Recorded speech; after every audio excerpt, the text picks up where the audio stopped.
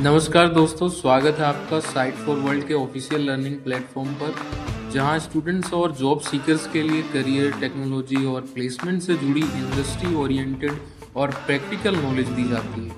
अगर आप अपनी स्किल्स को नेक्स्ट लेवल तक ले जाना चाहते हैं, तो आप बिल्कुल सही जगह पर आए हो। चलिए शुरू करते हैं आज का इम्पोर्टेंट सेशन।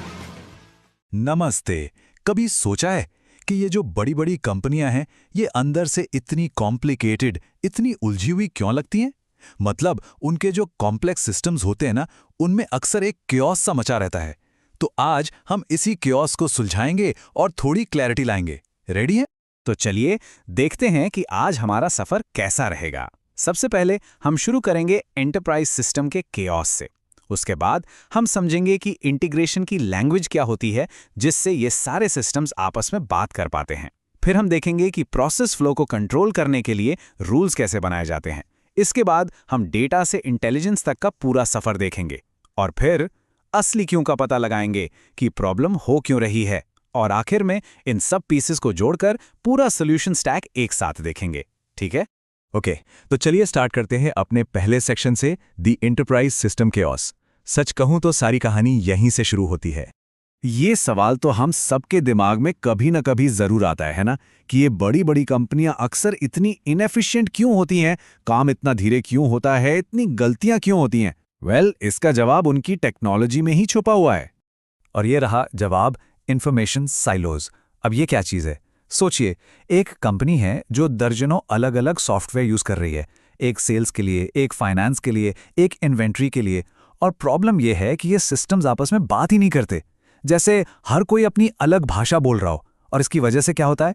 डेटा एक डिपार्टमेंट में फंस जाता है, गलतियां होती हैं और किसी को भी पूरी पिक्चर यानी बिग पिक्चर दिखती ही नहीं है। तो इस केओस का पहला सोल्यूशन क्या है? वो है हमारा section 2, the language of integration. Basically हमें इन अलग अलग सिस्टम्स के बीच कनेक्शन बनाना होगा। आप इसे एक तरह की प्लम्बिंग समझ सकते हैं, जिससे डेटा आसानी से एक सिस्टम से दूसरे सिस्टम तक फ्लो कर सके। और ये कनेक्शन बनाने का तरीका है एंटरप्राइज इंटीग्रेशन पैटर्न्स, जिसे हम शॉर्ट में EIP कहते हैं। अब ये है क्या? ये बेसिकली 65 टेक्नोलॉजी इंडिपेंडेंट सॉल्यूशंस का एक कलेक्शन है, एक तरह की यूनिवर्सल लैंग्वेज जिससे अलग अलग एप्लीकेशंस एक दूसरे से बात कर पाते हैं। इसे आसान भाषा में समझे तो, अगर आपकी कंपनी एक पूरा शहर है, तो EIP उस शहर की सड़कें और हाईवेज हैं जो हर हिस्से को आपस में जोड़ती हैं। समझ आया? अब देखिए, इन सिस्टम्स को जोड़ने के कुछ कोर स्टाइल्स होते हैं, जैसे कि फाइल ट्रांसफर, जहां एक सिस्टम फाइल बनाता है और दूसरों से पढ़ लेता है, सिंपल।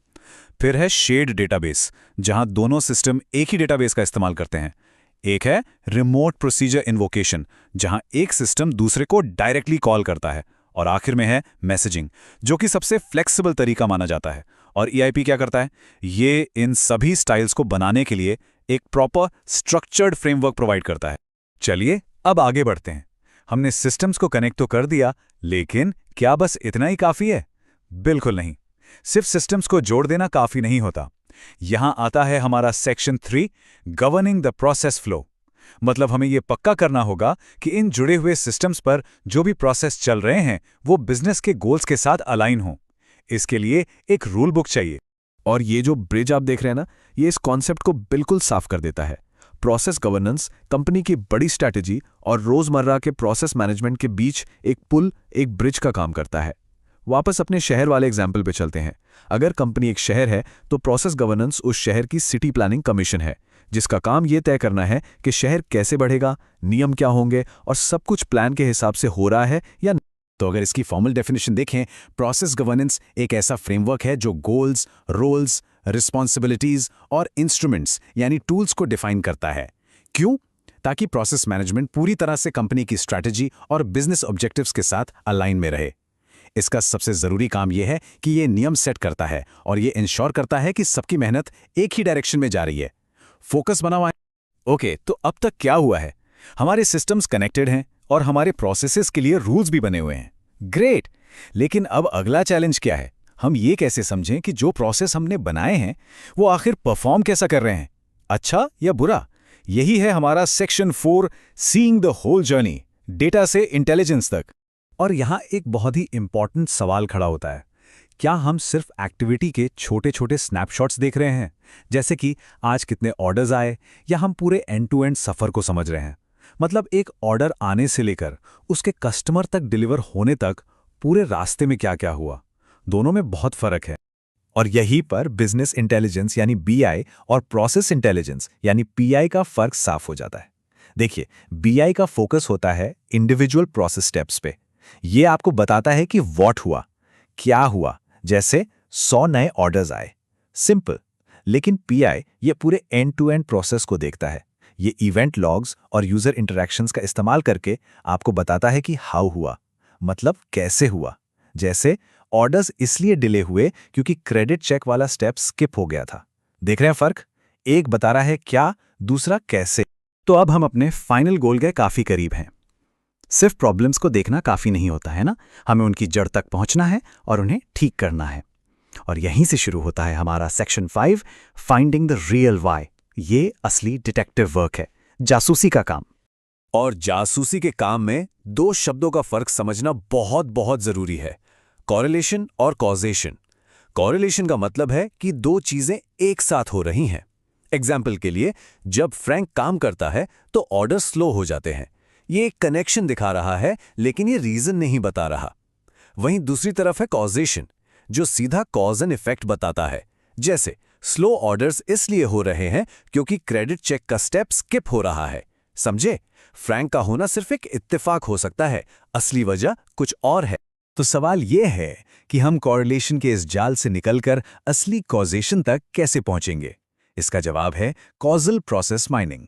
ये एक काफी एडवांस टेक्निक है जो प्रोसेस डेटा को एनालाइज करती है और ट्रीटमेंट्स यानी जो एक्शंस लिए जाते हैं और उनके आउटकम्स के बीच कॉजल रिलेशनशिप को ढूंढती है। बेसिकली यही वो टूल है जो हमें असली क्यों तक ले जाता है। और ये जो वर्कफ्लो डायग्राम है, ये इसे बहुत ही शानदार तरीके से दिखा रहा है। Causal process mining event log से डेटा लेता है, उसको एनालाइज करता है और एंड में रिकमेंडेशंस या ट्रीटमेंट्स की एक रैंक्ड लिस्ट तैयार करता है, जिससे कंपनी अपने आउटकम्स को सुधार सके। तो ये रॉ डेटा को एक्शनेबल रूल्स में बदल देता है। पावरफुल है। तो अब तक हमने सारे अलग अलग टुकड़ों को देख लिया है। अब वक्त है इन सबको जोड़कर पूरी अ बिग पिक्चर देखने का। आते हैं हमारे आखिरी सेक्शन पर, द कंप्लीट सॉल्यूशन स्टैक। दो एक ट्रूली इंटेलिजेंट एंटरप्राइज बनने का सफर इन 4 सिंपल स्टेप्स में पूरा होता है। Step 1, connect. ERP का यूज करके अपने सारे अलग अलग सिस्टम्स को जोड़ो। Step 2, align. Process governance implement करके सारे प्रोसेसेस को बिजनेस स्ट्रैटेजी के साथ लाइन में लाओ। Step 3, analyse.